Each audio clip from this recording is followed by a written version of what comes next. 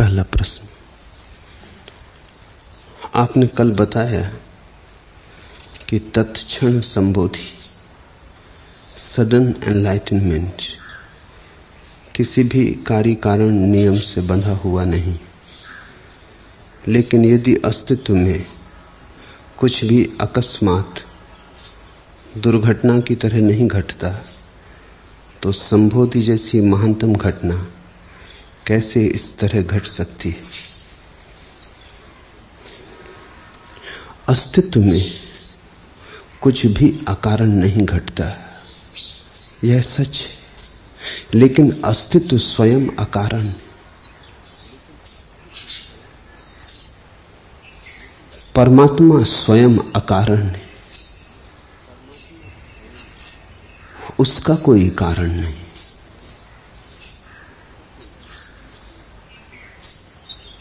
संबोधि यानी परमात्मा, संबोधि यानी अस्तित्व। फिर और सब घटता है, परमात्मा घटता नहीं है। ऐसा कोई क्षण न था जब नहीं था, ऐसा कोई क्षण नहीं होगा जब नहीं होगा। और सब घटता है, आदमी घटता है, वृक्ष घटते हैं, पशु पक्षी घटते हैं। परमात्मा घटता नहीं, परमात्मा है। संबोधि घटती नहीं, संबोधि घटना नहीं है। अन्यथा अकारण घटती तो दुर्घटना हो जाती।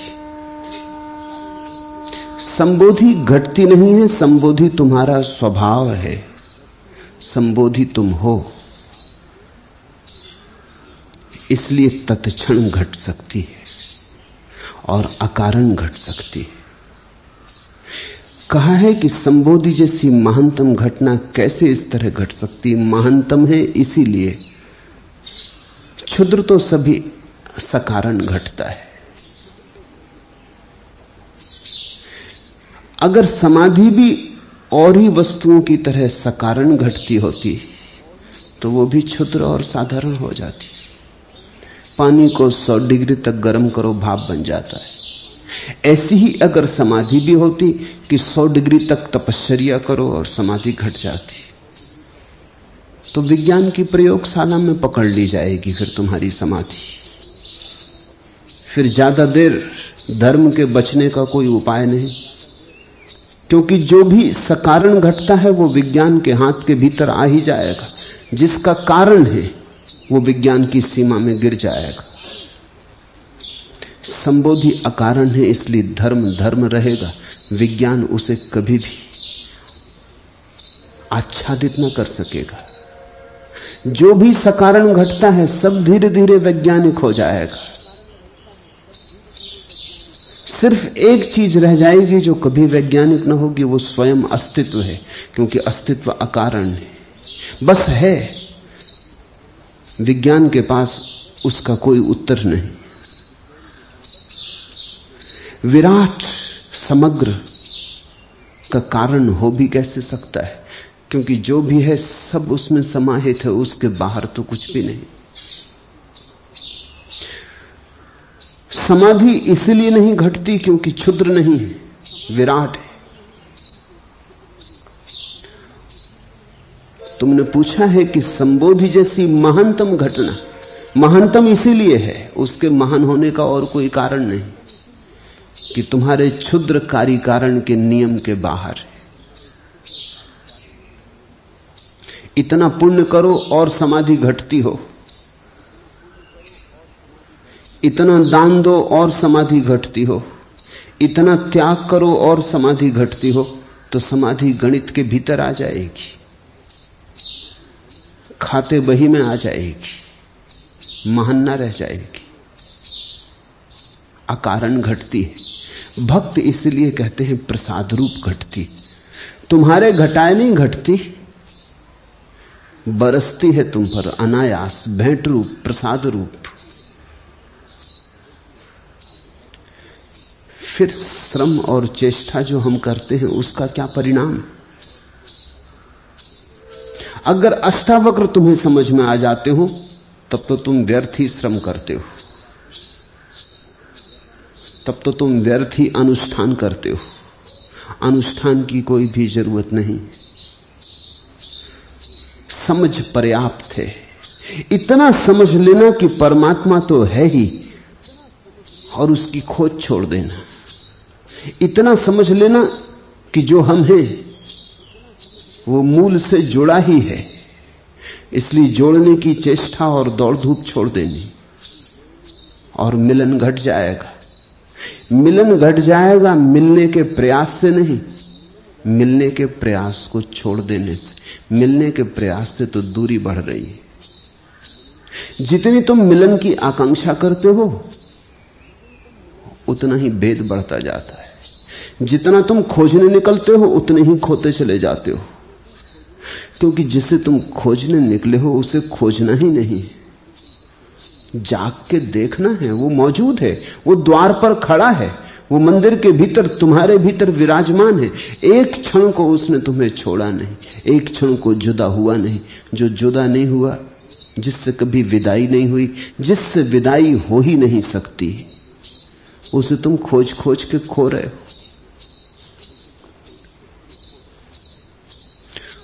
तो तुम्हारे अनुष्ठानों का एक ही परिणाम हो सकता है कि तुम थक जाओ, कि तुम्हारी सारी चेष्टा एक दिन ऐसी जगह आ जाए कि चेष्टा कर करके ही तुम ऊब जाओ।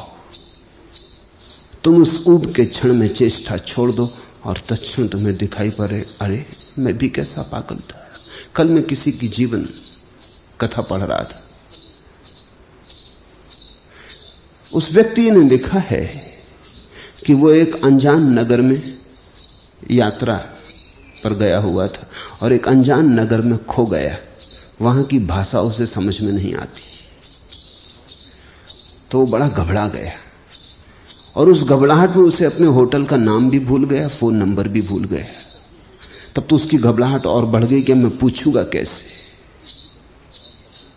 तो वो बड़ी उत्सुकता से देख रहा है रास्ते पर चलते चलते कि कोई आदमी दिखाई पड़ जाए जो मेरी भाषा समझता हो।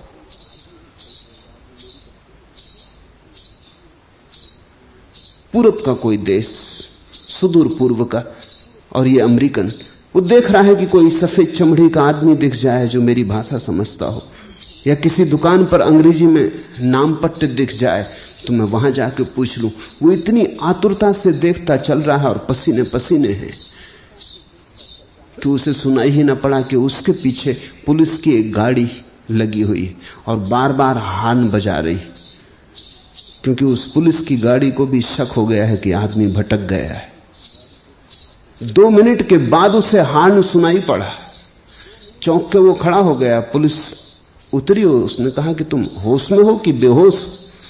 हम 2 मिनट से हॉर्न बजा रहे हैं, हमें शक हो गया कि तुम भटक गए हो, खो गए हो। बैठो गाड़ी में। उसने कहा ये भी खूब रही, मैं खोज रहा था कि कोई बताने वाला मिल जाए, बताने वाले पीछे लगे थे, मगर मेरी खोज में मैं ऐसा तल्लीन था कि पीछे से कोई हॉर्न बजा रहा है, ये मुझे सुनाई ही ना पड़ा। पीछे मैंने लौट के ही ना देखा। जिसे तुम खोज रहे हो वो तुम्हारे पीछे लगा है। निश्चित ही परमात्मा हार नहीं बजाता, जोर से चिल्लाता भी नहीं, क्योंकि जोर से चिल्लाना तुम्हारी स्वतंत्रता पर बाधा हो जाएगी। फुसफुसाता है कान में, गुपचुप कुछ कहता है, मगर तुम इतने व्यस्त हो, कहां उसकी फुसफुसाहट तुम्हें सुनाई पड़े। तुम इतने शोरगुल से भरे हो, तुम्हारे मन में इतना ऊहापोह चल रहा है, तुम खोज में इस तरह संलग्न हो। स्वामी रामतीर्थ ने कहा है, एक छोटी सी कहानी कही कि एक प्रेमी दूर देश गया, वो लौटा नहीं वापस। उसकी प्रेयसी राह देखती रही, देखती देखती थक गई। वो पत्र लिखता है, बार बार कहता है अब आता हूं, तब आता हूं, इस महीने, अगले महीने। वर्ष पर वर्ष बीतने लगे। एक दिन वो प्रेयसी तो घबरा गई। प्रतीक्षा की भी एक सीमा होती। उसने यात्रा की और वो उस परदेश के नगर पहुंच गई जहां उसका प्रेमी। पूछताछ करके उसके घर पहुंच गई। द्वार खुला है, सांझ का वक्त है, सूरज ढल गया है। वो द्वार पर खड़े होकर देखने लगी। बहुत दिन से अपने प्यारे को देखा नहीं। वो बैठा है सामने, मगर किसी गहरी तल्लीनता में डूबा है, कुछ लिख रहा है। वो इतना तल्लीन है कि प्रेयसी को भी लगा कि थोड़ी देर रुकूं, उसे बाधा न दूं, न मालूम किस विचार तंतु में कौन सी बात खो जाए। वो ऐसा भाव विभोर है, उसकी आंखों से आंसू बह रहे और वो कुछ लिख रहा। वो लिखते ही चला जाता है। घड़ी बीत गई, 2 घड़ी बीत गई, तब उसने आंख उठा के देखी, उसे भरोसा ना आया। वो घबरा गया। वो अपनी प्रेयसी को ही पत्र लिख रहा था, इसी को पत्र लिख रहा था जो 2 घड़ी से उसके सामने बैठी थी और प्रतीक्षा कर रही थी कि तुम आंख उठाओ। उसे तो भरोसा ना आया। वो तो समझा कि कोई धोखा हो गया, कोई भ्रम हो गया, शायद कोई आत्मसम्मोहन। मैं इतना ज्यादा भावातिरेक में भरा हुआ इस प्रेयसी के संबंध में सोच रहा था, शायद इसीलिए एक सपने की तरह वो दिखाई पड़ रही। कोई भ्रम तो नहीं। उसने आंखें पोंछी। वो प्रेयसी हंसने लगी। उसने कहा कि क्या सोचते हो, मुझे क्या भ्रम समझते हो? वो कब गया? उसने कहा तू लेकिन आई कैसे? और मैं तुझी को पत्र लिख रहा था। पागल, तूने रोका क्यों नहीं? तू सामने थी और मैं तुझी को पत्र लिख रहा था।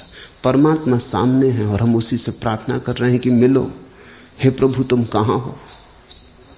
आंखों से आंसू बह रहे हैं, लेकिन हमारी आंसुओं की दीवाल के कारण जो सामने है दिखाई नहीं पड़ रहा है। हम उसी को तलाश रहे हैं। तलाश के कारण ही हम उसे खो रहे हैं। अष्टावक्र की बात तो बड़ी सीधी साफ है। कहते हैं बंद करो ये लिखा पढ़ी, बंद करो अनुष्ठान। समाधि घटती नहीं। हां, अगर समाधि भी एक घटना होती तो फिर कार्य कारण से घटती। कार्य कारण से घटती तो बाजार की चीज हो जाती। समाधि अछूती और कुंवारी, बाजार में बिकती नहीं। तुमने कभी ख्याल किया, तुम्हारा बाजारू दिमाग परमात्मा को भी बाजार में रख लेता है। तुम सोचते हो कि इतना करेंगे तो परमात्मा मिल जाएगा, जैसे कोई सौदा है। पुण्य करेंगे तो परमात्मा मिल जाएगा। तुम्हारे तथाकथित साधु संत भी तुमसे यही कहे चले जाते हैं, पुण्य करो अगर परमात्मा को पाना है। जैसे परमात्मा को पाने के लिए कुछ करना पड़ेगा, जैसे परमात्मा बिना किए मिला हुआ नहीं है। जैसे परमात्मा को खरीदना है, मूल्य चुकाना पड़ेगा। इतने पुण्य करो, इतनी तपस्या, इतना ध्यान, इतना मंत्र जप, तब मिलेगा। बाजार में रख लिया तुमने, बिकने वाली एक चीज बना दी। खरीदार खरीद लेंगे, जिनके पास है पुण्य वो खरीद लेंगे, जिनके पास पुण्य नहीं है वो वंचित रह जाएंगे। पुण्य के सिक्के चाहिए, खनखनाओ पुण्य के सिक्के तो मिलेगा। अष्टावक्र कह रहे हैं क्या पागलों जैसी बात कर रहे हो? पुण्य से मिलेगा परमात्मा तो खरीदारी हो गई। पूजा से मिलेगा परमात्मा तो तुमने तो खरीद लिया, प्रसाद कहां रहा? और जो कारण से मिलता है वो कारण अगर खो जाएगा तो फिर खो जाएगा। जो अगर कारण से मिलता हो तो कारण के मिट जाने से फिर छूट जाएगा। तुमने धन कमा लिया, तुमने खूब मेहनत की, तुमने खूब स्पर्धा की, बाजार में धन कमा लिया, लेकिन क्या तुम सोचते हो धन कमाया हुआ टिकेगा? चोर से चुरा सकते। चोर का मतलब है जो तुमसे भी ज्यादा जीवन को दांव पे लगा देता। दुकानदार भी मेहनत करता है, लेकिन चोर अपना जीवन भी दांव पे लगा देता। वो कहता लो हम मरने मारने को तैयार हैं लेकिन लेके जाएंगे, तो वो ले जाता है। जो कारण से मिला है वो तो छूट सकता है, परमात्मा अकारण मिलता है। लेकिन हमारा अहंकार मानता नहीं। हमारा अहंकार कहता अकारण मिलता है तो इसका मतलब ये कि जिन्होंने कुछ भी नहीं किया उनको भी मिल जाएगा। ये बात हमें बड़ी कष्टकर मालूम होती कि जिन्होंने कुछ भी नहीं किया उनको भी मिल जाएगा। वहां सामने अरूप बैठ के हंस रहे, वो कल मुझसे कह रहे थे कि कुछ करने का मन नहीं होता। मैंने कहा चलो ना करने में डूबो, परमात्मा को पाने के लिए करने की जरूरत क्या है। कहो भी तो भरोसा नहीं आता, क्योंकि हमारा मन कहता बिना किए तो क्षुद्र चीजें नहीं मिलती। मकान नहीं मिलता, कार नहीं मिलती, दुकान नहीं मिलती, धन पद प्रतिष्ठा नहीं मिलती। परमात्मा मिल जाएगा बिना किए, भरोसा नहीं आता। करना तो पड़ेगा ही, कोई तरकीब होगी इसमें। इस ना करने को भी करना पड़ेगा। इसलिए तो हम ऐसे ऐसे शब्द बना लेते हैं, कर्म में अकर्म, अकर्म में कर्म, मगर हम कर्म को डाल ही देते। अकर्म में कर्म करेंगे इस भांति, मगर करेंगे जरूर। बिना किए कहीं मिलेगा। मैं तुमसे कहता हूं, वही अष्टावक्र कह रहे हैं, मिला ही हुआ है। मिलने की भाषा ही गलत है। मिलने की भाषा में तो दूरी आ गई, जैसे छूट गया। छूट जाए तो तुम क्षण भर जी सकते हो, परमात्मा से छूट के कैसे जियोगे? परमात्मा से छूट के तो तुम्हारी वही गति हो जाएगी जो मछली की सागर से छूट के हो जाती। फिर मछली तो सागर से छूट भी सकती है, क्योंकि सागर के अलावा कुछ और स्थान भी हैं, लेकिन तुम परमात्मा से कैसे छूटोगे? वही है, बस वही है, सब जगह वही है, सब जगह उसी में है। तुम छूटोगे कहां, जाओगे कहां? किनारा है कोई परमात्मा का? सागर ही सागर है, उसके बाहर होने का उपाय नहीं। अष्टावक्र तुमसे कह रहे हैं, तुम कभी उससे दूर गए ही नहीं हो, इसलिए घट सकता है अकारण। खोया ही ना हो तो मिलना हो सकता है अकारण। संबोधि कोई घटना नहीं, स्वभाव है। लेकिन ऐसा कहीं हो सकता कि बिना किए प्रसाद बरस जाए? हम बड़े दीन हो गए हैं जीवन के अनुभव से। यहां तो कुछ भी नहीं मिलता बिना किए, तो हम बड़े दीन हो गए। हम तो सोच भी नहीं सकते कि परमात्मा और बिना किए मिल सकता है। हमारी दीनता सोच नहीं सकती। हम दीन नहीं हैं। इसलिए तो जनक कहते हैं कि अहो मैं आश्चर्य हूं, मुझको मेरा नमस्कार, मुझको मेरा नमस्कार। इसका अर्थ हुआ कि भक्त और भगवान दोनों मेरे भीतर हैं। दो कहना भी ठीक नहीं, एक ही मेरे भीतर है। भूल से उससे मैं भक्त समझता हूं, जब भूल छूट जाती है तो उसे भगवान जान लेता हूं। ऐसा ही समझो कि तुम्हारे कमरे में तुमने 2 कुर्सियां ले जाके रखी, फिर और 2 कुर्सियां ले जाके रखी, गलती से तुमने जोड़ ली 5, मगर कमरे में तो 4 ही हैं। तुम चाहे गलती से 5 जोड़ो, चाहे 6, चाहे 50 जोड़ो, तुम्हारे गलत जोड़ने से कमरे में कुर्सियां 5 नहीं होती, कुर्सियां तो 4 ही। तुम चाहे 3 जोड़ो, चाहे 5 जोड़ो, तुम्हारा 3-5 तुम जानो, कुर्सियों के इससे कोई फर्क नहीं पड़ता। कुर्सियां तो 4 ही हैं। ये तुम जो सोच रहे हो कि परमात्मा को खोजना है, ये तुम्हारा 3-5। परमात्मा तो मिला ही हुआ है, कुर्सियां तो 4 ही हैं। जब भी गणित ठीक बैठ जाएगा तुम कहोगे अहो पहले 5 कुर्सियां थी अब 4 हो गई, ऐसा तुम कहोगे। तुम कहोगे बड़ी भूल हो रही थी, कुर्सियां तो सदा से 4 थी, मैंने 5 जोड़नी थी, भूल सिर्फ जोड़ने की थी। भूल अस्तित्व में नहीं है, भूल केवल स्मरण में। भूल अस्तित्व में नहीं है, भूल केवल तुम्हारे गणित में, भूल ज्ञान में। इसलिए अष्टावक्र कहते हैं कुछ करने का सवाल नहीं है। 5 कुर्सियों को 4 करने के लिए 1 कुर्सी बाहर नहीं ले जानी, या 3 तुमने जोड़ी हैं तो 4 करने को 1 बाहर से नहीं लानी। कुर्सियां तो 4 ही हैं, सिर्फ भूल है जोड़ तोड़ की। जोड़ तोड़ ठीक बिठा लेना है, तो जब जोड़ ठीक बैठ जाएगा तो तुम क्या कहोगे कि अकारण 3 से कुर्सियां 4 हो गई, अकारण 5 से 4 हो गई। नहीं, तब तुम हंसोगे, तुम कहोगे होने की तो बात ही नहीं, वो थी ही।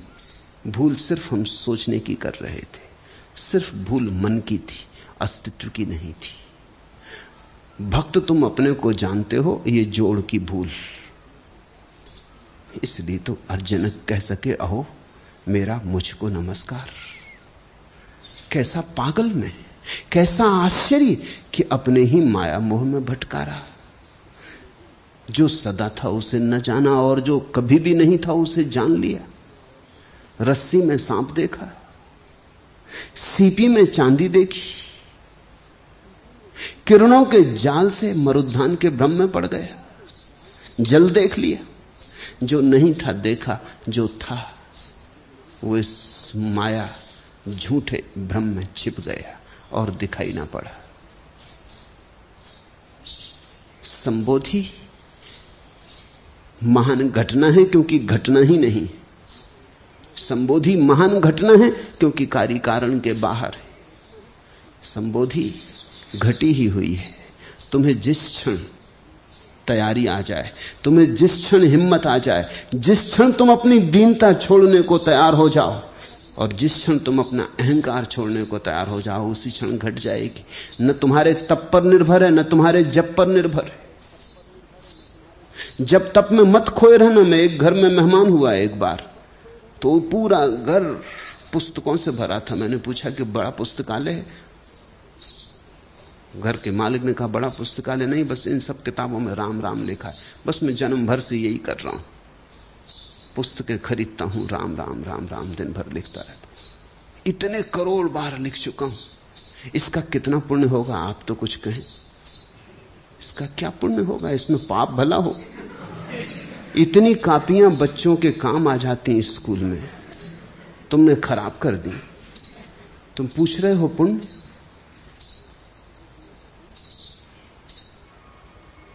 तुम्हारा दिमाग खराब है। ये राम राम लिखने से किताबों में उनको बड़ा धक्का लगा, क्योंकि संत और भी उनके यहां आते रहते थे। वो कहते थे बड़े पुण्यशाली हो, इतनी बार नाम लिख लिया, इतनी बार माला जप ली, इतनी बार राम का स्मरण कर लिया। अरे एक बार करने से आदमी स्वर्ग पहुंच जाता है, तुमने इतना कर लिया। मुझसे नाराज हुए तो फिर मुझे कभी दोबारा नहीं बुलाया। ये आदमी किस काम का जो कहता पाप हो गए। उनको बड़ा धक्का लगा। उन्होंने कहा आप हमारे भाव को बड़ी चोट पहुंचाते। तुम्हारे भाव को चोट नहीं पहुंचाता, सिर्फ इतना कह रहा हूं कि ये क्या पागलपन है। राम राम लिखने से क्या मतलब? जो लिख रहा है उसको पहचानो, वो राम है। उसको कहां के काम में लगाए हुए हो राम राम लिखवा रहे? बोलो राम को फंसा दो, कहीं बिठा दो कि लिखो। छोड़ो धनुष बाण, पकड़ो कलम, लिखो राम राम। ये कहां फिर रहे हो सीता की तलाश में, और ये क्या कर रहे हो? तो पाप होगा कि पुण्य? और रामचंद्र जी अगर भले आदमी मान लें कि चलो ठीक, अभी आदमी पीछे पड़ा, ना लिखें तो बुरा ना मान जाए, तो बैठे राम राम लिख रहे, तो उनका जीवन तुमने खराब किया। तुम भी जब लिख रहे हो तो तुम राम से ही लिखवा रहे हो। ये कौन है जो लिख रहा है? इसे पहचानो। ये कौन है जो रटन लगाए हुए है राम राम की? ये कहां उठ रही रट? उसी गहराई में उतरो। अष्टावक्र कहते हैं वहां तुम राम को पाओगे।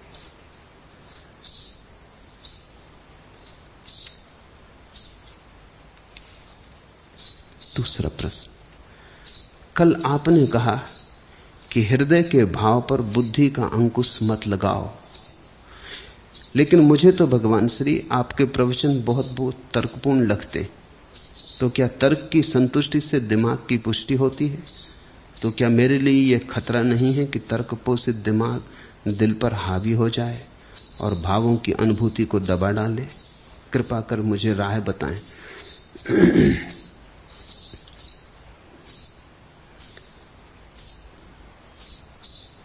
मैं जो बोल रहा हूं वो निश्चित ही तर्कपूर्ण है,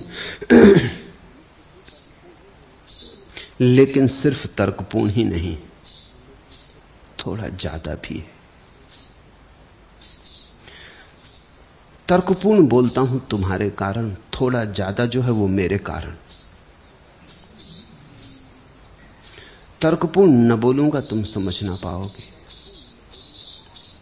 वो जो तर्कातीत है वो न बोलूंगा तो बोलूंगा ही नहीं, बोलने में सार क्या फिर।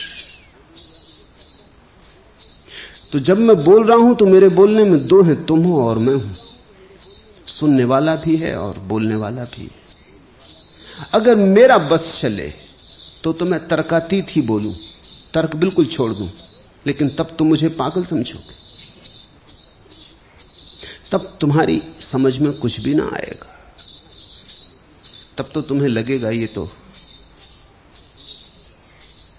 तर्क शून्य शोरगुल हो गया। तुम्हारी तर्क सरणी में बैठ सके इसलिए तर्कपूर्ण बोलता हूं। लेकिन अगर उतना ही तुम्हें समझ में आए तो तुम बेकार आए और गए। ऐसा समझो कि जैसे चम्मच में हम दवा भरते हैं और तुम्हारे मुंह में डाल देते। चम्मच नहीं डाल देते, तर्क की चम्मच में जो तर्कातीत है वो डाल रहा हूं। तुम चम्मच मत गटक जाना, नहीं और झंझट में पड़ जाओगे। चम्मच का उपयोग कर लो, लेकिन चम्मच में जो भरा है उस रस को पियो। तर्क की तो चम्मच है, तर्क का तो सहारा है, क्योंकि तुम अभी इतनी हिम्मत में नहीं हो कि तर्कातीत को सुन सको।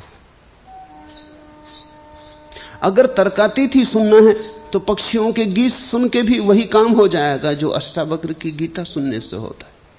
वे तर्कातीत हैं।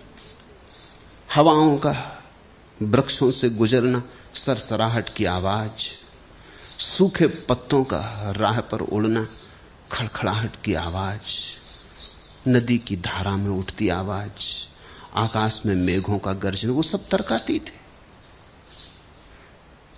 अष्टावक्र बोल रहे आठों दिशाओं से,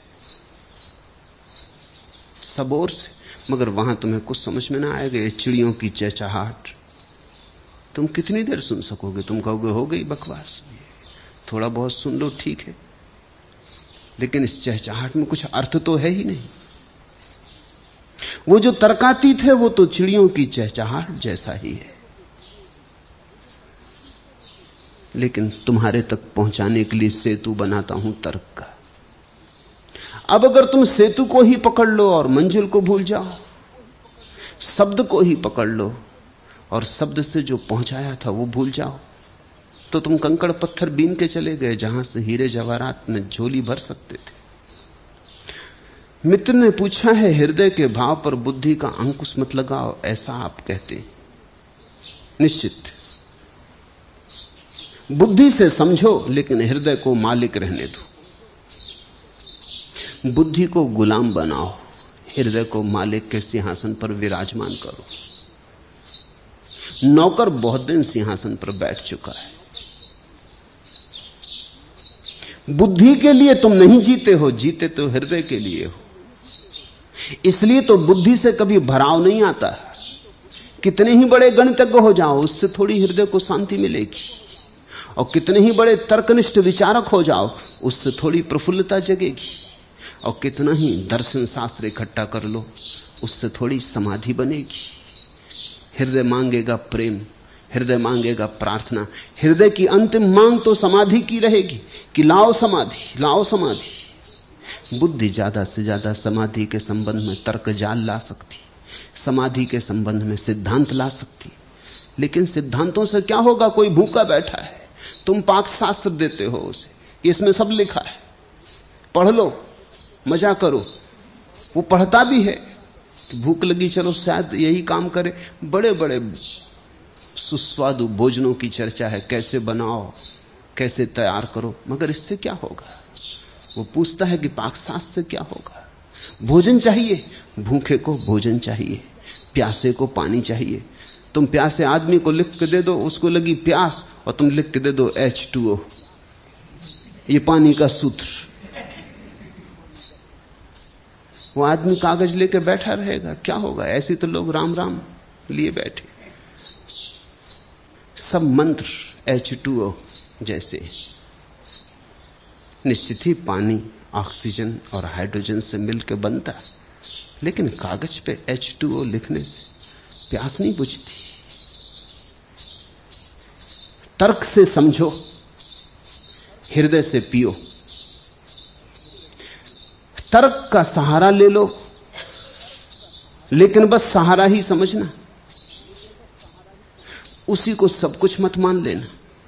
मालिक हृदय को रहने दो। प्रेम और प्रार्थना में, पूजा और अर्चना में, ध्यान और समाधि में बुद्धि बाधा ना दे, इसका स्मरण रखना। सहयोगी जितनी बन सके उतना शुभ है। इसलिए तो तर्क के सहारे तुमसे बोलता हूं कि तुम्हारी बुद्धि को फुसला लूं, राजी कर लूं। तुम 2 कदम राजी होकर हृदय की तरफ चले जाओ, वहां थोड़ा सा भी स्वाद आ जाएगा तो मगन हो जाओगे। फिर तुम खुद ही बुद्धि की चिंता छोड़ दोगे। स्वाद जब आ जाता है तो शब्दों की कौन फिक्र करता है। लेकिन मुझे तो भगवान श्री आपके प्रवचन बहुत बहुत तर्कपूर्ण लगते हैं। वे तर्कपूर्ण हैं। मेरी पूरी चेष्टा है कि तुमसे जो कहूं वो तर्कपूर्ण हो।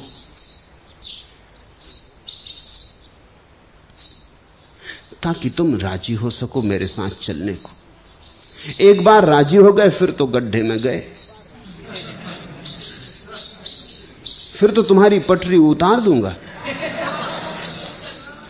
एक बार राजी भर हो जाओ, एक बार हाथ में हाथ आ जाए, फिर कोई चिंता नहीं है। एक दफा तुम्हारा हाथ हाथ में आ गया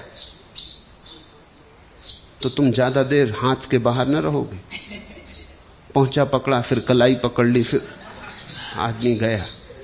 तो तर्क से तो पहला संबंध बनाता हूं, क्योंकि वहां तुम जी रहे हो, वहीं से संबंध बन सकता है, वहां तुम हो। इसलिए मेरे पास नास्तिक भी आ जाते,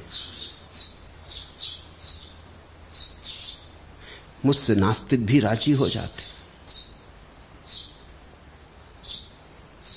मुझसे नास्तिक को कोई झगड़ा नहीं होता, क्योंकि मैं नास्तिक की भाषा बोलता हूं। मगर वो तो जाल है, वो भाषा तो जाल है। वो तो ऐसे ही जैसे हम मछली पकड़ने जाते हैं, कांटे पे आटा लगा देते, वो तो आटा है। अगर बचना हो तो आटे से बच जाना, क्योंकि आटा मुंह में लिया तब पता चलेगा कि ये तो कांटा था। तर्क तो आटा है, तर्कातीत कांटा है। तुम्हें फुसलाते, कड़वी भी दवा पिलानी हो तो शक्कर की परत चढ़ाते। छोटे छोटे जैसे बच्चों जैसी हालत है आदमी की। वो शक्कर के रस में कड़वी दवा भी गटक जाता है। जहर भी पी सकते हो तुम, लेकिन अगर सीधा ही तुम्हारे सामने तर्कातीत को खड़ा कर दिया जाए तो तुम भाग खड़े होगे। तुम कहोगे नहीं, इस पे तुम्हारी बुद्धि को भरोसा नहीं आता। तो मैं तुम्हारी बुद्धि को भरोसा लाना चाहता हूं, लेकिन अगर वहीं तुम रुक गए और तुमने सोचा कि आ गया बुद्धि को भरोसा, अब घर जाएं, तो तुम चूक गए। तो तुमने ऐसा समझो कि दवा के ऊपर जो चढ़ी शक्कर थी उसको तो उतार के पी लिया और दवा को फेंक दिया। तर्क की संतुष्टि से क्या दिमाग की पुष्टि होती है? तुम पे निर्भर है। अगर सिर्फ तर्क ही तर्क को सुनोगे तो दिमाग की पुष्टि होगी, लेकिन तर्कों के बीच में अगर तुमने अतर्क को भी थोड़ा सा जाने दिया, बूंद बूंद सही, तो वो बूंद तुम्हारे मस्तिष्क में हृदय की क्रांति को उपस्थित कर देगी। ये तुम पे निर्भर है। कुछ लोग हैं जो सिर्फ तर्क ही तर्क को सुनते, जो तर्क के बाहर पड़ता उसे वो हटा देते। फिर वे मेरे पास आए ही नहीं, आए या ना आए बराबर, वे जैसे आए थे वैसे ही वापस गए और मजबूत होके गए। उन्होंने अपने अपने हिसाब का चुन लिया, मतलब की बात चुन ली। जो उनके तर्क के साथ बैठती थी वो चुन ली, जो नहीं बैठती थी वो छोड़ दी। जो नहीं बैठती थी तुम्हारे तर्क के साथ, वही तुम्हारे भीतर क्रांति की चिंगारी बनती। जो तुम्हारे तर्क के साथ बैठती थी वो तो तुम्ही को मजबूत करेगी। तुम्हारी बीमारी, तुम्हारी चिंता, तुम्हारा संताप और मजबूत हो जाएगा, तुम्हारा अहंकार और मजबूत हो जाएगा। तो थोड़ी कुशलता बरतना। इसलिए तो जनक कहते हैं अष्टावक्र से, कैसी कुशलता कि क्षण में दिखाई पड़ गया, कैसी मेरी दक्षता, कैसी मेरी निपुणता। उस निपुणता को ध्यान में रखना, उस दक्षता को ध्यान में रखना, तुम पर निर्भर है। यहां जो मैं बोल रहा हूं, बोलना मुझ पे निर्भर है, लेकिन सुनना तो तुम पे निर्भर है। बोलने के बाद तो फिर मैंने जो कहा उस पे मेरी कोई मालकियत नहीं रह जाती। इधर बोला कि वो मेरे हाथ के बाहर हुआ, छूटा तीर, फिर तो तुम्हारे हाथ में है कि कहां लगेगा, कहां तुम लगने दोगे। लगने दोगे कि बच जाओगे। बुद्धि में लगने दोगे तो तुम यहां से और भी पंडित होकर लौट जाओगे और तर्क कुशल हो जाओगे, विवाद में और प्रवीण हो जाओगे। मगर चूक गए तुम, हृदय में लगने देते तो तुम और आनंदित होते, तुम और अहोभाव से भरते, तो धन्यता का द्वार खुलता, तो प्रसाद की वर्षा की थोड़ी संभावना बढ़ती, तो अमृत की तरफ तुम थोड़े सड़कते। 2 कदम तुमने उठाए होते उस अंतिम पड़ाव की तरफ। पंडित होके मत लौट जाना,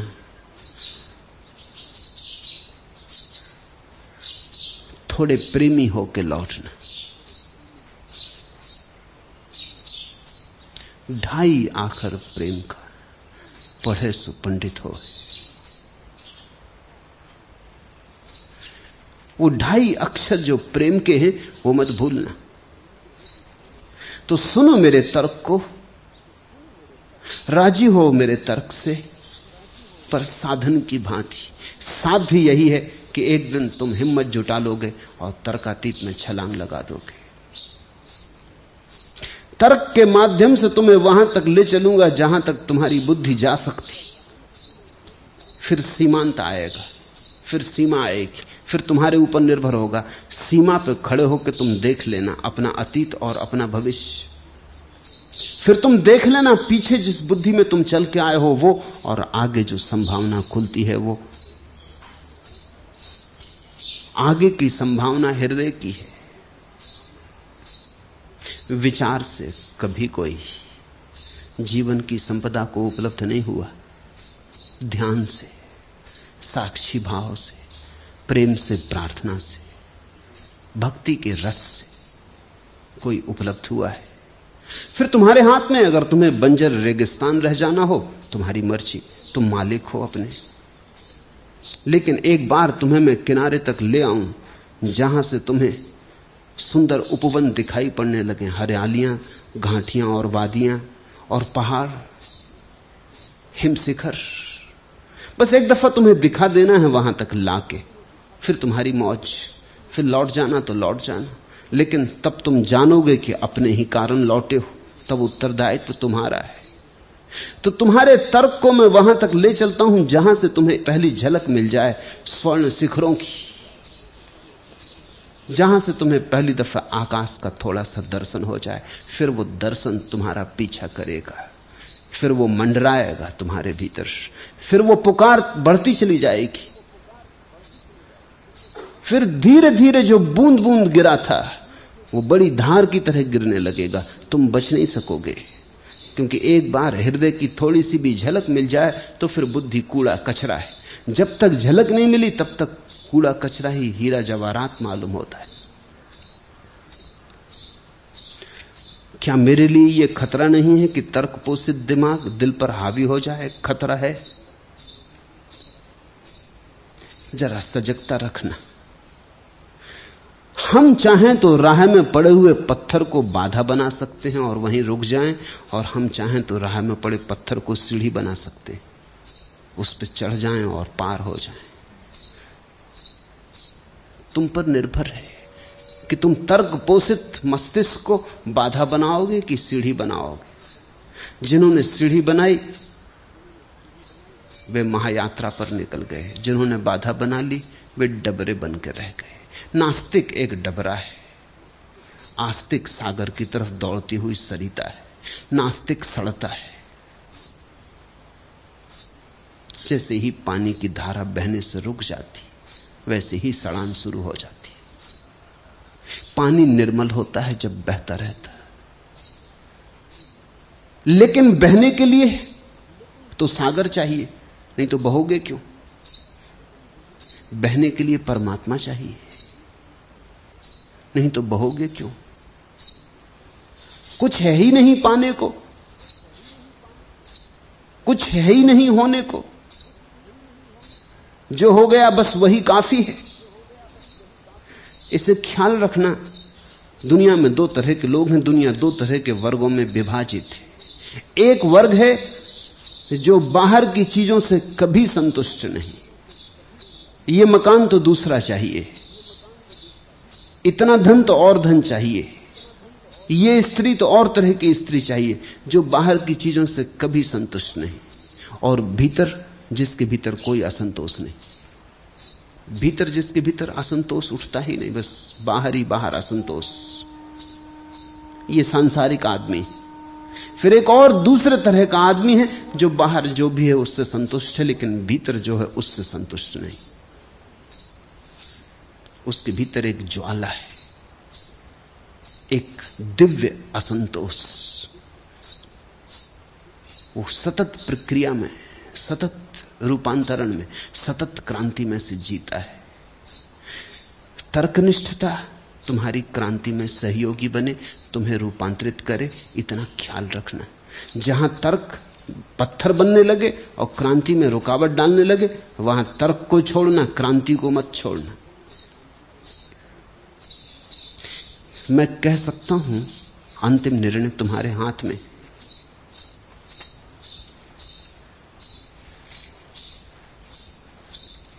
अक्ल की सतह से कुछ और उभर जाना था, इश्क को मंजिले परस्ती से गुजर जाना था।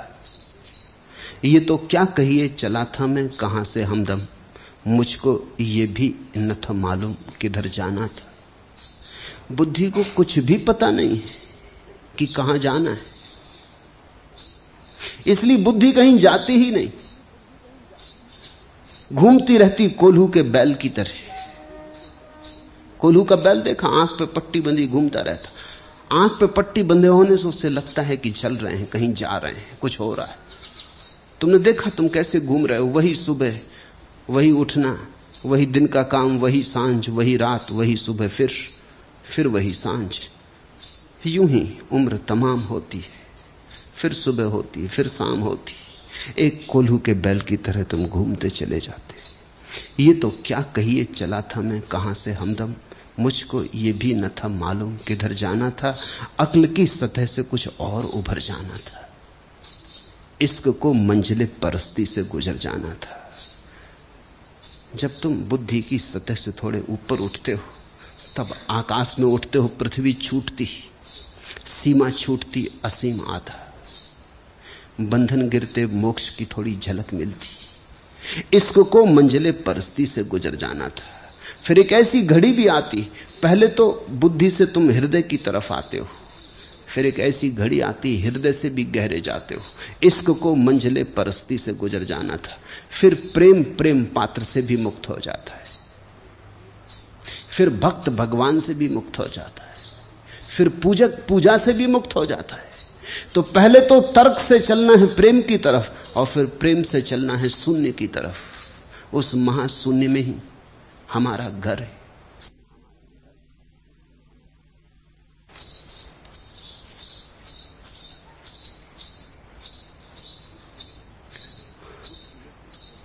बुद्धि में तुम हो, हृदय में तुम्हें होना है। इसलिए बुद्धि से मैं शुरू करता हूं, हृदय की तरफ तुम्हें ले चलता हूं।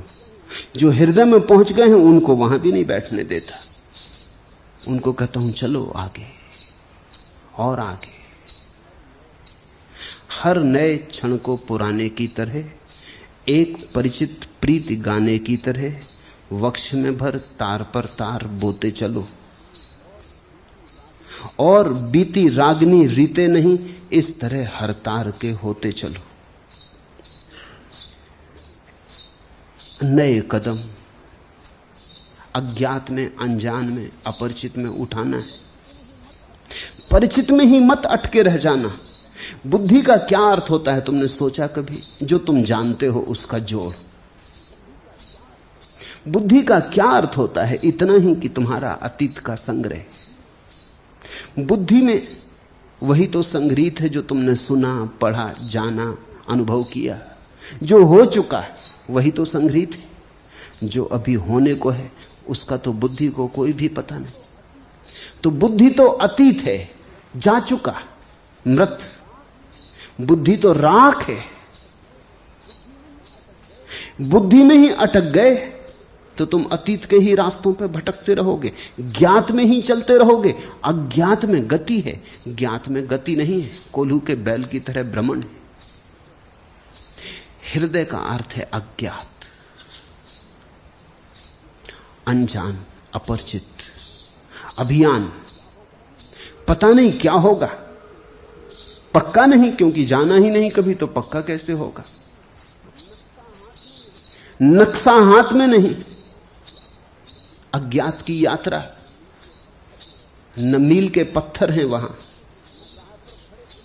न राह पर खड़े पुलिस के सिपाही हैं मार्ग बताने को। लेकिन जो आदमी अज्ञात की तरफ यात्रा करता है वही परमात्मा की तरफ यात्रा करता है। परमात्मा इस जगत में सबसे ज्यादा अज्ञात घटना है,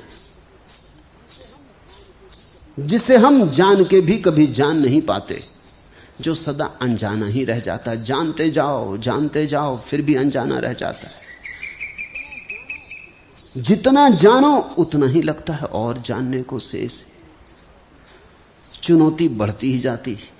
शिखर पर नए शिखर उभरते ही आते। एक शिखर पर चढ़ते वक्त लगता है कि आ गई मंजिल, जब शिखर पर पहुंचते हैं तो सिर्फ और बड़ा शिखर आगे दिखाई पड़ता। एक द्वार से गुजरते हैं, नए द्वार सामने आ जाते।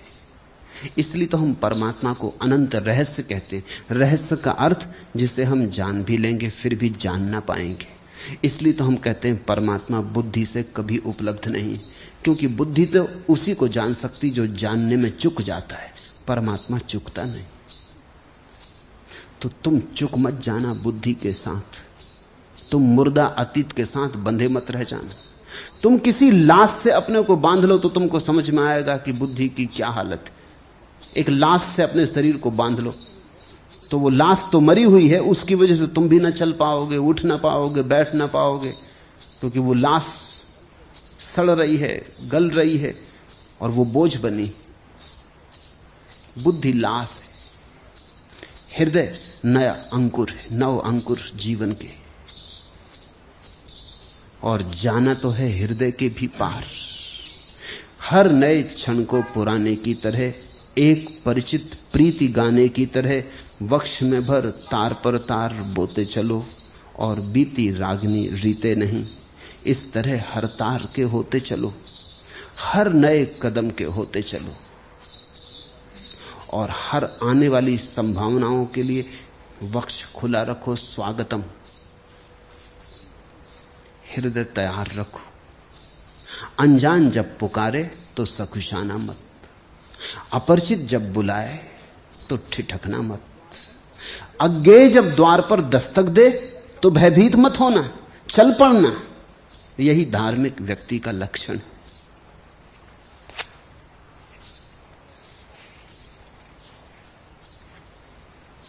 चौथा प्रश्न, आपकी जय हो।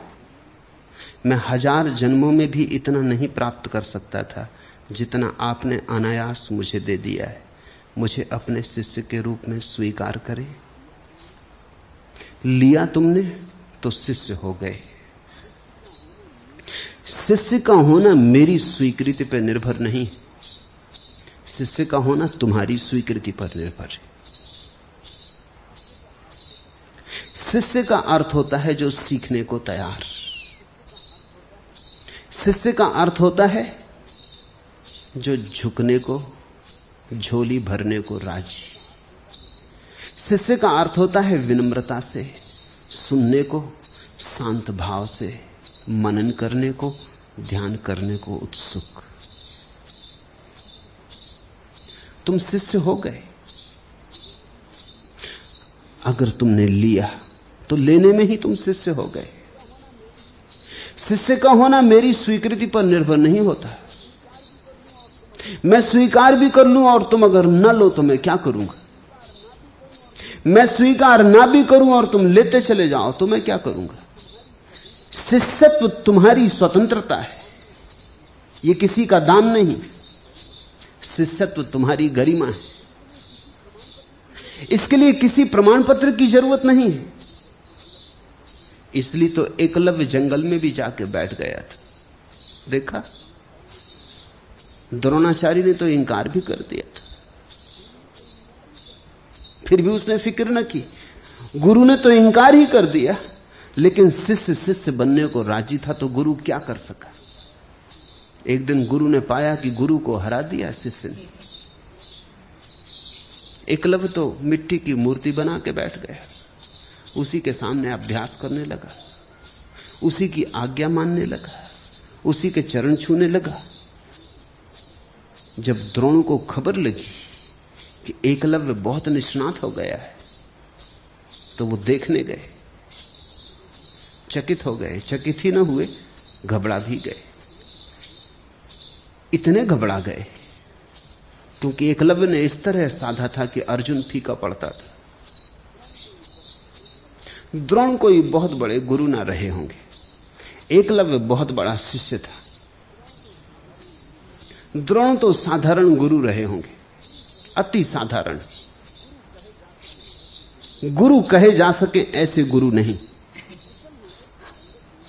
कुशल होंगे, पारंगत होंगे, लेकिन गुरुत्व की बात नहीं थी कुछ भी। पहले तो इसलिए इंकार कर दिया कि वो शूद्र था, ये भी कोई गुरु की बात हुई? अभी गुरु को ब्राह्मण और शूद्र दिखाई पड़ते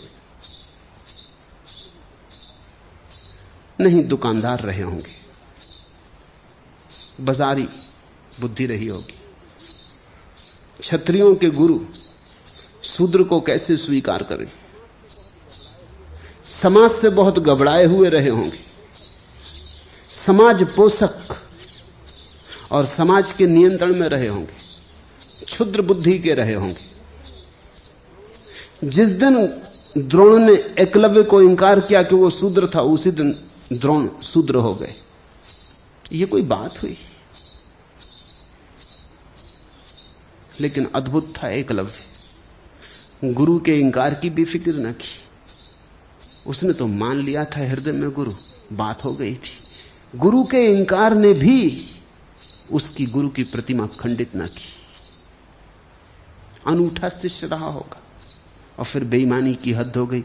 एकलव्य को जब प्रतिष्ठा मिल गई और जब उसके कुशलता का आविर्भाव हुआ, तो द्रोण कप गए, क्योंकि वो चाहते थे उनका शिष्य अर्जुन जगत में ख्याति लब्ध हो। ये भी उनका ही शिष्य था, लेकिन उनकी अस्वीकृति से था।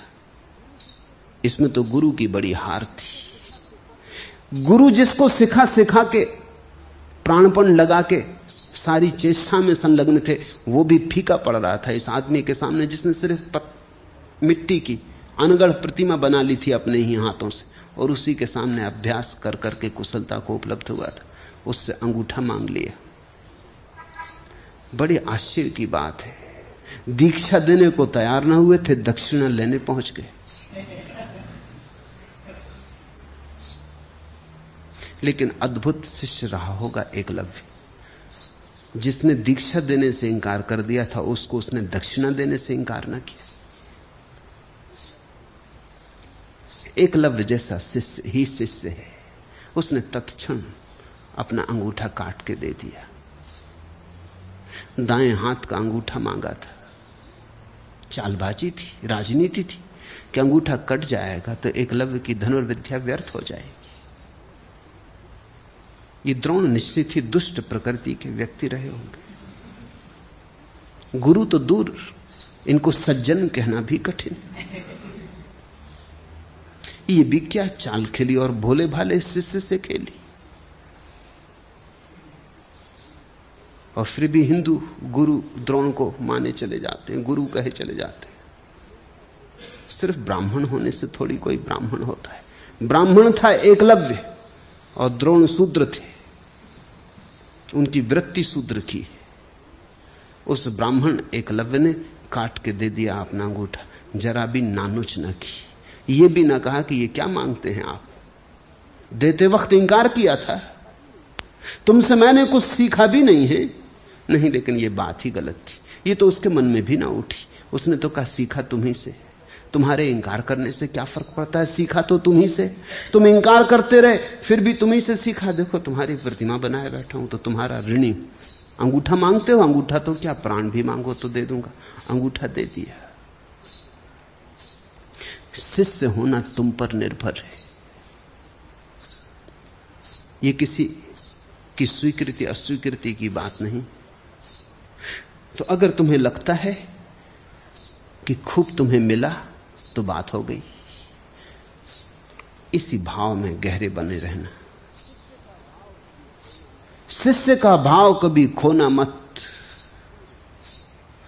तो अपूर्व तुम्हारा विकास होगा, मिलता ही चला जाएगा।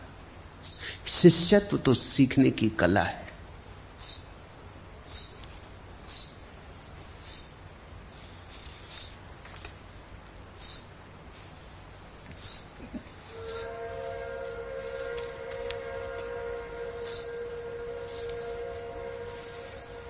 चौथा प्रश्न, सुना था कि शराब कड़वी होती है और सीने को जलाती है, पर आपकी शराब का स्वाद ही कुछ और है। तो जिस शराब से तुम परिचित रहे वो शराब ना रही होगी, क्योंकि शराब ना तो कड़वी होती और ना सीने को जलाती। और जो सीने को जलाती है और कड़वी है वो शराब का धोखा है, शराब नहीं। तो तुम्हें शराब का पहली दफे ही स्वाद आया। अब झूठी शराब में मत उलझना।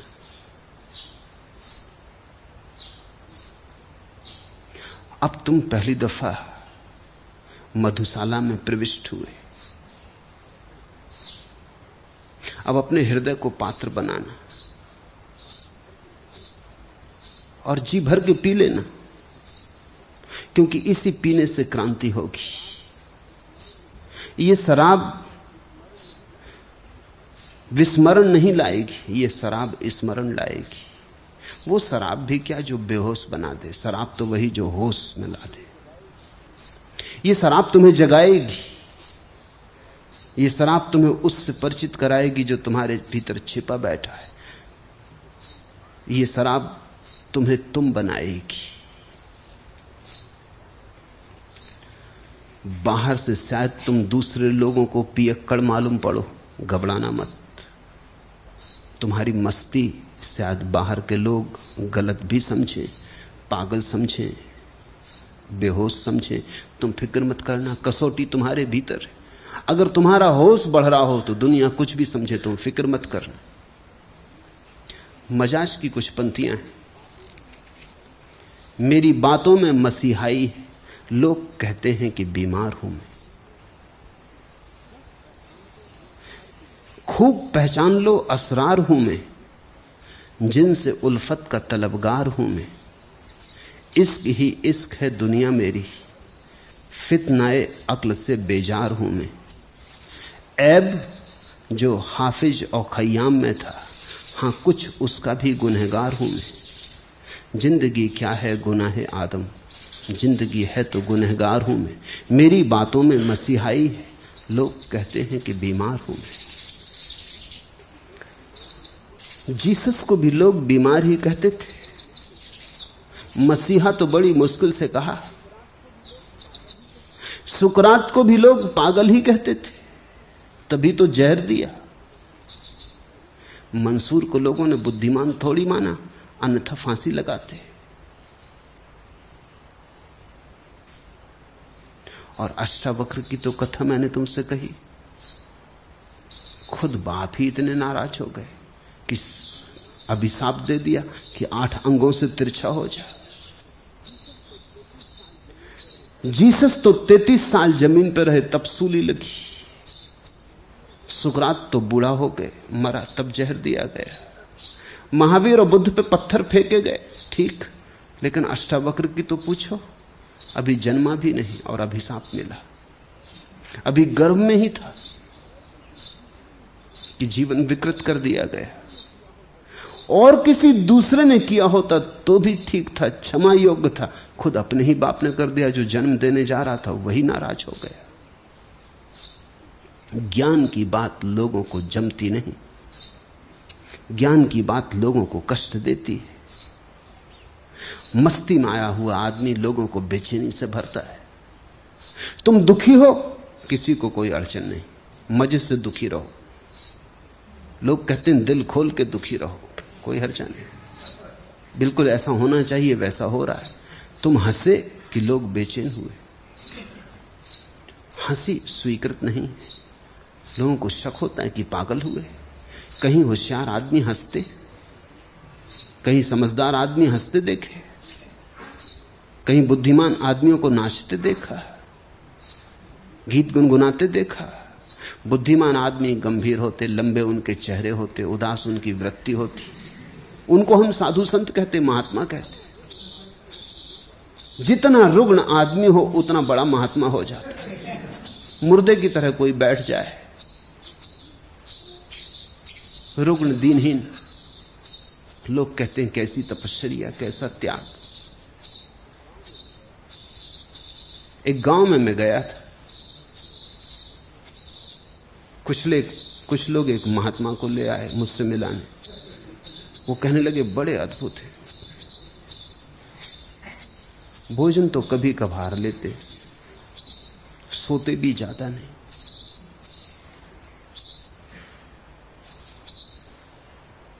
बड़े शांत हैं, बोलते करते भी ज्यादा नहीं। और तपश्चर्या का ऐसा प्रभाव है कि चेहरा कुंदन जैसा निखर आया है, स्वर्ण जैसा। जब वो लाए तो मैंने कहा कि इस आदमी को क्यों तुम परेशान किए हो, ये बीमार है। ये चेहरा कुंदन जैसा नहीं है, ये केवल भूखा प्यासा आदमी।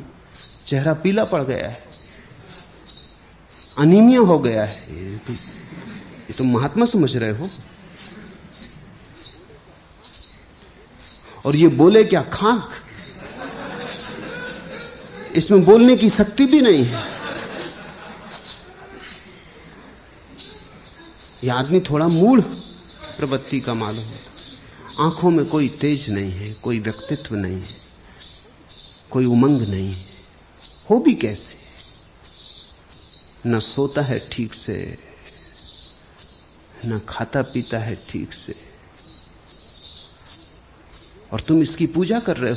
बस इसको एक ही रस आ गया है कि ये जो काम कर रहा है उससे पूजा मिलती, बस उसी पूजा के खातिर ये किए चला जा रहा है। तुम जरा पूजा देना बंद करो और तुम पाओगे तुम्हारे 100 में से 99% महात्मा विदा हो गए, उसी रात विदा हो गए। तुम पूजा देना बंद करो, क्योंकि वो पूजा के खातिर सब तरह की नासमझियां कर रहे हैं। तुम जो करवाओ वही कर रहे हैं। तुम कहो बाल नोचो तो वो बाल नोच रहे हैं, केस लुंच कर रहे हैं। तुम कहो नंगे रहो तो वो नंगे खड़े, तुम कहो भूखे रहो तो वो भूखे। एक बात भर तुम पूरी करो कि तुम सम्मान दो, उनके अहंकार को पुष्ट करो। वास्तविक धर्म तो सदा हंसता हुआ है, वास्तविक धर्म तो सदा स्वस्थ है, प्रफुल्लित है, जीवन स्वीकार का है।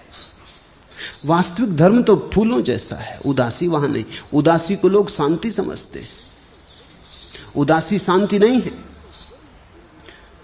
शांति तो बड़ी गुनगुनाती होती, शांति तो बड़ी मगन होती है, शांति तो बड़ी शराबी है। पैर लड़खड़ाते, एक मस्ती घेरे रहती, चलते जमीन पे और जमीन पे नहीं चलते, आकाश में चलते, जैसे पंख उगाते, अब उड़े तब उड़े की हालत होती। ठीक हुआ अगर मेरी शराब का स्वाद आ जाए तो असली शराब का स्वाद आ गया। अब किसी और मधुशाला में जाने की जरूरत ना पड़ेगी।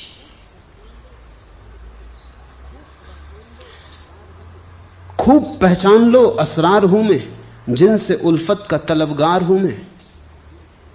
बस एक ही प्यास रखो, जिनसे उल्फत, प्रेम नाम की वस्तु की। बस एक ही मांग रखो, प्रेम नाम की वस्तु। जिनसे उल्फत का तलबगार हूं मैं, इश्क ही इश्क है दुनिया मेरी, और तुम्हारी सारी दुनिया, तुम्हारा सारा अस्तित्व प्रेम में हो जाए, बस काफी। फितनाए अक्ल से बेजार हूं मैं, और बुद्धि के उपद्रव को छोड़ो, उतरो प्रेम की छाया में। इश्क ही इश्क है दुनिया मेरी, फितनाए अक्ल से बेजार हूं मैं।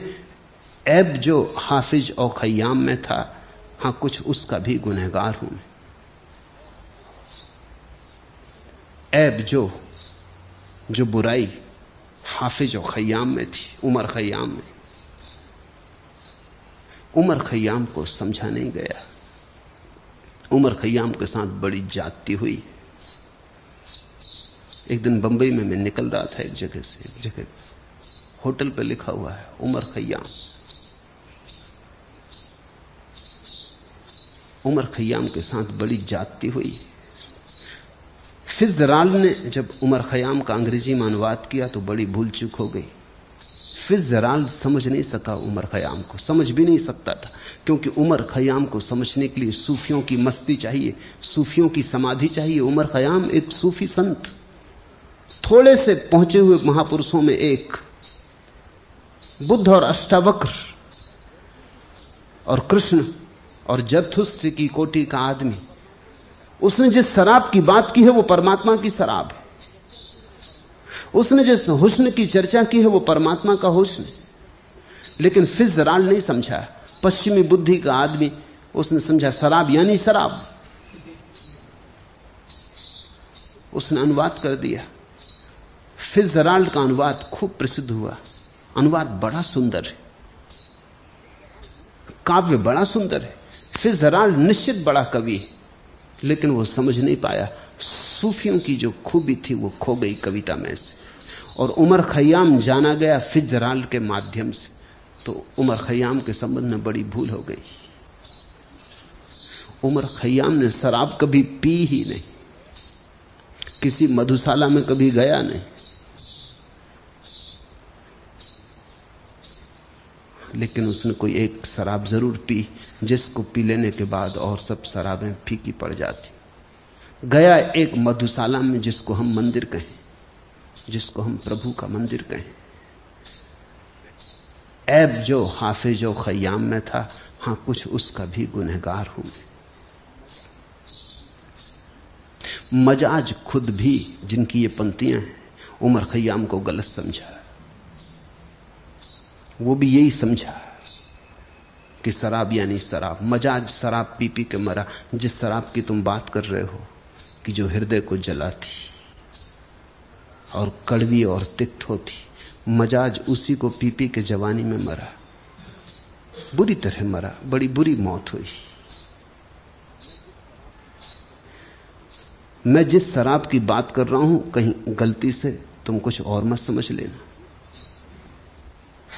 जो भूल उमर खय्याम के साथ हुई वो मेरे साथ मत कर लेना, उसकी संभावना है। मैं तुमसे कहता हूं, भोगो जीवन को साक्षी भाव से। साक्षी भाव को छोड़ देने का मन होता है, भोगने की बात पकड़ में आ जाती।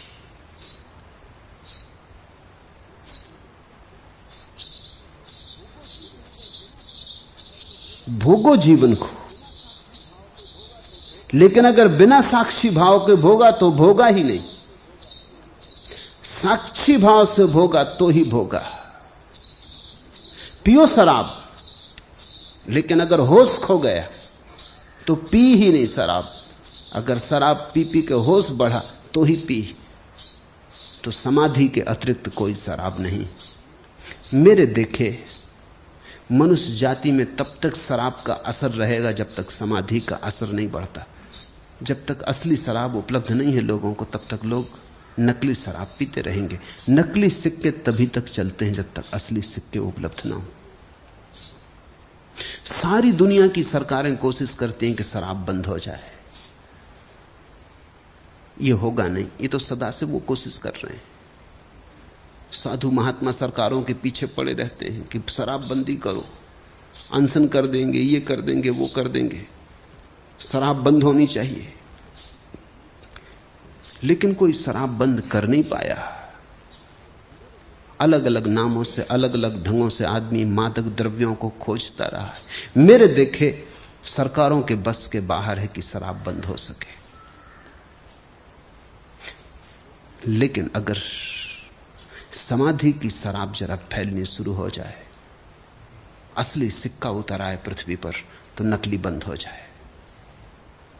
अगर हम मंदिरों को मधुशालाएं बना लें और वहां मस्ती और गीत और आनंद और उत्सव होने लगे, और अगर हम जीवन को गलत धारणाओं से न जिए, स्वस्थ धारणाओं से जिए, और जीवन एक अहोभाग्य हो जाए, तो शराब अपने आप खो जाएगी। आदमी शराब पीता है दुख के कारण।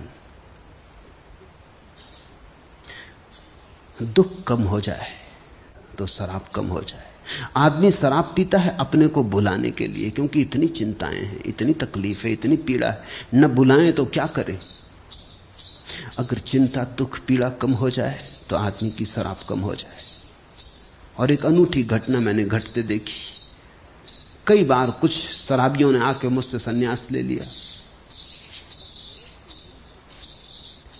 फंस गए भूल में, सोच के ये आए कि ये आदमी तो कुछ मना करते ही नहीं कि पियो कि ना पियो, कि खाओ ये ना खाओ, वो ना खाओ, कोई हर्जा नहीं। वो बड़े प्रसन्न हुए। उन्होंने कहा कि आपकी बात हमें बिल्कुल जचती, ये किसी ने बताई ही नहीं। लेकिन जैसे जैसे ध्यान बढ़ा, जैसे जैसे सन्यास का रंग छाया, वैसे वैसे उनके पैर मधुशाला की तरफ जाने बंद होने लगे। दूसरी मधुशाला पुकारने लगी। एक शराबी ने 6 महीने ध्यान करने के बाद मुझे कहा कि पहले मैं शराब पीता था क्योंकि मैं दुखी था, तो दुख भूल जाता था। अब मैं थोड़ा सुखी हूं, शराब पीता हूं तो सुख भूल जाता। बड़ी मुश्किल हो गई। सुख तो कोई भुलाना नहीं चाहता। ये आपने क्या कर दिया? मैंने कहा अब तुम चुन लो।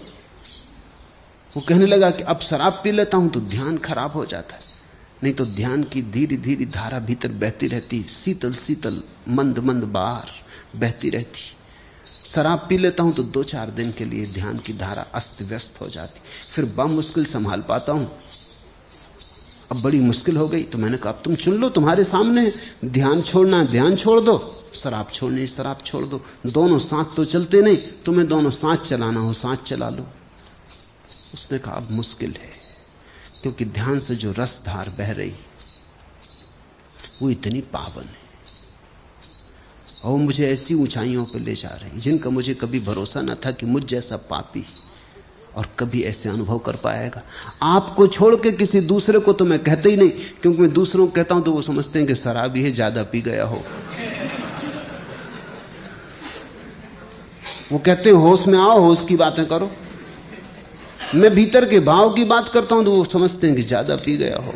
उन्हें भरोसा नहीं आता। मेरी पत्नी को तक भरोसा नहीं आती। वो कहती बकवास बंद करो, ये तुम ज्ञान व्यान की बातें नहीं, तुम ज्यादा पी गए हो। मैं कहता हूं मैंने आज महीने भर से छुई नहीं। तो आपसे ही कह सकता हूं, वो शराबी कहने लगा, आप ही समझेंगे। और अब छोड़ना मुश्किल है ध्यान। जीवन को विधायक दृष्टि से लो। तुम सुखी होने लगो तो जो चीजें तुमने दुख के कारण पकड़ रखी थी वो अपने आप छूट जाएंगी। ध्यान आए तो शराब छूट जाती, ध्यान आए तो मांसाहार छूट जाता, ध्यान आए तो धीरे धीरे काम ऊर्जा ब्रह्मचर्य में रूपांतरित होने लगती। बस ध्यान आए। तो मैं ध्यान की शराब पीने को तुमसे कहता, समाधि की मधुशाला में पियकड़ों की जमात में सम्मिलित हो जाने को कहता हूं।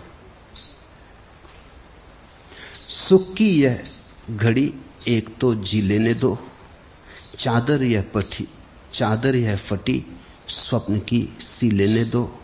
ऐसी तो घटा फिर न कभी छाएगी, प्याला ना सही आंख से पी लेने दो। इस सत्संग में तुम पियो, प्याला न सही आंख से। इस सत्संग में तुम पियो, इस सत्संग से तुम मदहोश होके लौटो। लेकिन ये जो मदहोशपन है, इसमें तुम्हारा होश ना खोए। मस्ती हो और भीतर होश का दिया जलाओ। ऐसी तो घटा फिर न कभी छाएगी, प्याला ना सही आंख से पी लेने दो।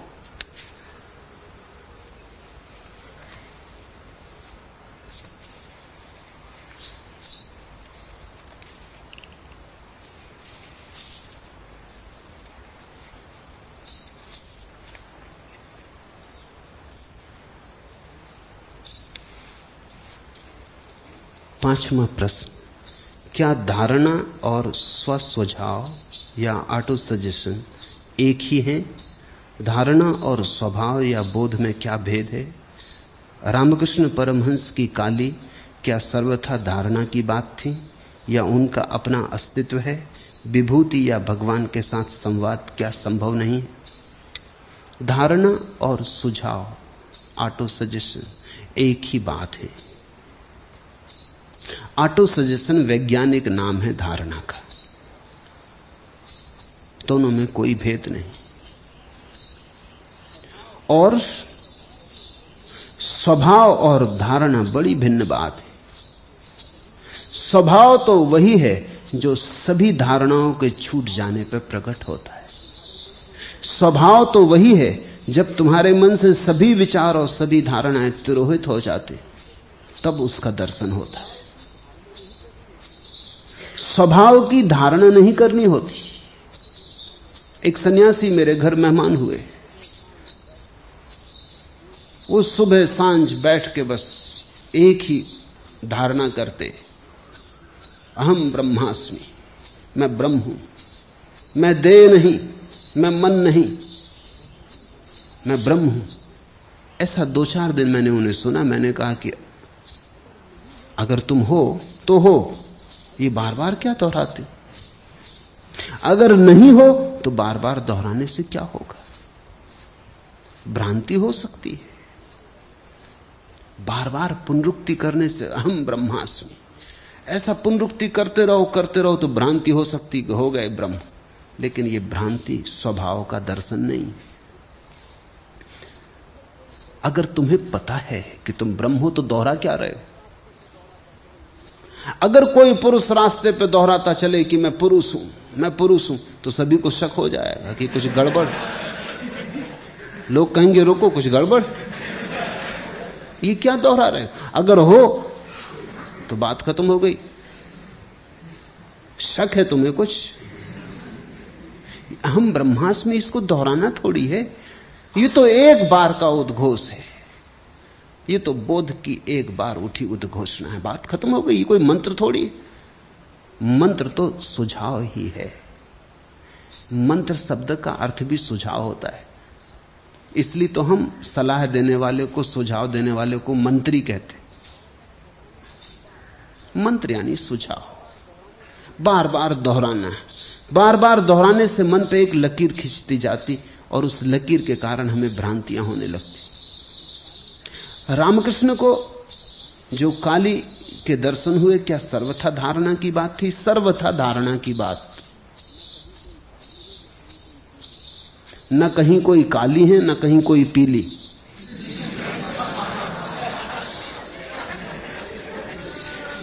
सब मन की धारणा है और सब धारणाएं गिरनी चाहिए। इसलिए तो रामकृष्ण की जब काली की धारणा गिर गई तो उन्होंने कहा अंतिम बाधा गिर गई। अपनी ही धारणा थी।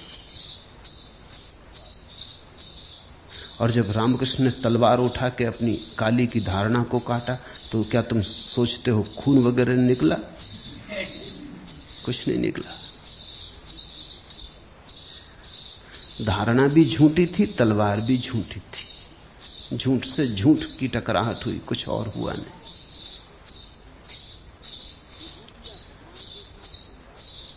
विभूति या भगवान के साथ संवाद क्या संभव नहीं? नहीं।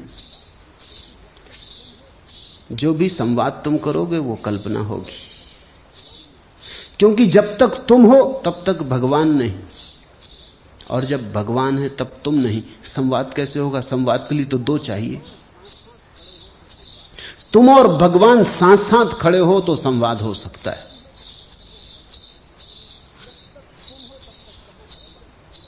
जब तक तुम हो तब तक कहां भगवान, और जब भगवान है तब तुम कहां? प्रेम गली अति सांकरी तामे दो न समाए। उस गली में दो तो नहीं समाते, एक ही बचता है। संवाद कैसा? संवाद के लिए तो दो चाहिए, कम से कम दो तो चाहिए। तो तुम जिससे बातें कर रहे हो वो तुम्हारी ही कल्पना का जाल है, वो वास्तविक भगवत्ता नहीं। भगवत्ता जब घटती है तो संवाद नहीं होता,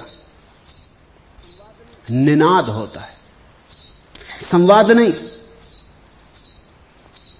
एक जिसको पूर्व के मनीषियों ने अनाहत नाद कहा है, वो होता है एक गुनगुनाहट, पर एक में ही होती है गुनगुनाहट, कोई दूसरे से बातचीत नहीं हो रही।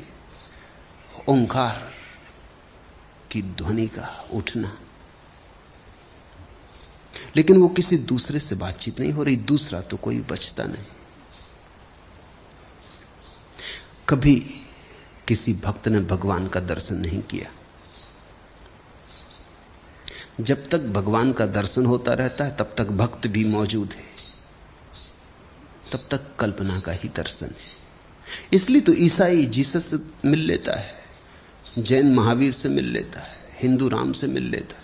तुमने कभी हिंदू को जीसस से मिलते देखा? भूल चूक से कहीं रास्ते पे जीसस मिल जाए? मिलते ही नहीं। जो अपनी धारणा में नहीं है वो मिलेगा कैसे? तुमने कभी ईसाई को कहते देखा कि बैठे थे ध्यान करने और बुद्ध भगवान प्रकट हो गए? वो होते ही नहीं। वो होंगे कैसे? जिसका बीज धारणा में नहीं है वो कल्पना में कैसे होगा? जो तुम्हारी धारणा है उसी का कल्पना विस्तार हो जाता। अष्टावक्र का सूत्र तो यही है कि तुम सब धारणाओं, सब मान्यताओं, सब कल्पनाओं, सब प्रक्षोभों से मुक्त हो जाओ। सब अनुष्ठान मात्र से, अनुष्ठान मात्र बंधन है। जब कोई भी नहीं बचता तुम्हारे भीतर, न भक्त न भगवान, एक शून्य विराजमान होता। उस शून्य में अहिर्निश एक आनंद की वर्षा होती। उस घड़ी कैसा संवाद, कैसा विवाद नहीं, सब संवाद कल्पना के ही हैं। कभी रात मुझे घेरती है, कभी मैं दिन को टेरता हूं, कभी एक प्रभा मुझे हेरती है, कभी मैं प्रकाश कण बिखेरता हूं। कैसे पहचानूं कब प्राण स्वर मुखर है, कब मन बोलता है? मैं तुमसे कहूंगा पहचान सीधी है। जब भी कुछ बोले मन ही बोलता है, जब भी कुछ दिखाई पड़े मन ही दिखाई पड़ता है। जब कुछ भी दिखाई ना पड़े, कुछ भी न बोले, तब जो बचा वही अमन, वही समाधि। जब तक अनुभव हो तब तक मन है। इसलिए परमात्मा का अनुभव ये शब्द ठीक नहीं, क्योंकि अनुभव मात्र तो मन के होते, अनुभव मात्र तो द्वंद्व और द्वैत के होते हैं, द्वि के होते हैं। जब अद्वैत बचा तो कैसा अनुभव? इसलिए आध्यात्मिक अनुभव ये शब्द ठीक नहीं। जहां सब अनुभव समाप्त हो जाते हैं वहां अध्यात्म है। नहीं तो तुम खेल खेलते रह सकते हो। ये खेल धूप छाया का खेल है। जो तुम श्रद्धा नमन बनो तो मैं सुरभित चंदन बन जाऊं। यदि तुम पावन प्रतिमा हो तो मैं जीवन का अर्घ चढ़ाऊं। तुम तो छिपे सीप मोती से, मैं सागर का ज्वार बन गया। जो तुम स्वाति बूंद बन बरसो, मैं 100 सावन पी जाऊं। अंजुरी भर सपनों की आशा, खोज रही जीवन परिभाषा। जो तुम मंगल दीप बनो तो मैं जीवन की ज्योति जलाऊं। मौन साध आतुर अभिलाषा, खोल रही नैनों की भाषा। जो तुम चरण धरो धरणी पर, मैं मोतिन से हंस चुगाऊं। कस्तूरी मृग की सी छलना, झुला रही मायावी पलना। जो तुम मानस दीप धरो तो मैं 100 बंधन बन जाऊं। पर यह सब कल्पना का खेल। खेलना हो खेलो, सुखद कल्पना का खेल, बड़ा प्रीतिकर, बड़ा रस भरा, पर है कल्पना का खेल। इसे सत्य मत मान लेना। सत्य तो वहां है जहां न मैं न तू। सत्य तो वहां है जहां दुई गई, द्वंद गया, द्वैत गया, बचा एक ओंकार सतनाम।